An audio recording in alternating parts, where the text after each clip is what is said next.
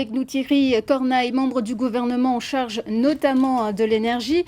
On le voit depuis plusieurs jours, voire semaines, la gestion des cendres de Prony Énergie pose clairement problème et donc des conséquences seraient multiples. Problèmes de santé et d'environnement soulevés par les coutumiers sur la nocivité de ces cendres, problèmes économiques, notamment on l'a vu là pour les vidangeurs, problèmes sanitaires, on l'a également vu dans ce reportage, puisque les stocks de fosses septiques et d'ordures ménagères arrivent à saturation et un impact économique, financier sur la production et la consommation d'électricité.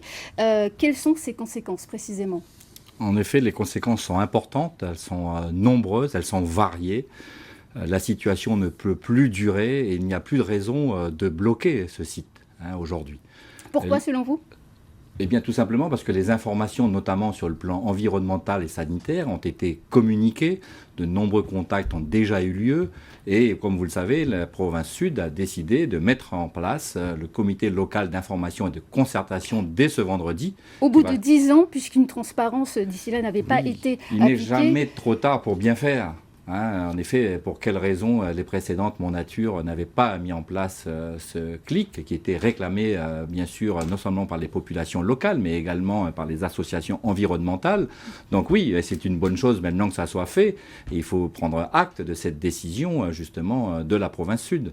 Donc je reviens, les conséquences en effet sont nombreuses, importantes, elles sont d'ordre économique et social. On le voit bien avec la problématique de vidange des fosses septiques, des stations d'épuration. Elle va prendre certainement une autre tournure avec la problématique du stockage des ordures ménagères. Et là, très rapidement, la situation ne va pas devenir tenable. Et puis ensuite, bien sûr, des conséquences financières. Puisqu'aujourd'hui, la centrale de Prony fonctionne au fioul, donc qui est beaucoup plus cher, donc des impacts importants de plusieurs centaines de millions, et en une année de l'ordre de 3 à 4 milliards de francs CFP. Et ensuite, on n'a pas la certitude que cette centrale puisse continuer à fonctionner au fioul. D'abord, il y a des problèmes d'approvisionnement en fioul. Le stock de fioul à Prony n'est pas suffisant. Et puis ensuite, cette centrale est prévue pour fonctionner au charbon et pourrait avoir des dysfonctionnements au cours des prochains jours ou des prochaines semaines. Donc des risques de coupure, des risques donc d'arrêt de la centrale, des risques d'arrêt de la centrale de Prony et donc des moyens de production insuffisants de la part notamment des industriels et surtout de la SLN qui ne pourra pas diminuer sa production de manière trop importante et trop rapide et donc des risques de délestage, des risques de coupure là, pour tous les clients, entreprises ou particuliers, selon un plan de délestage qui sera bien entendu à mettre en place.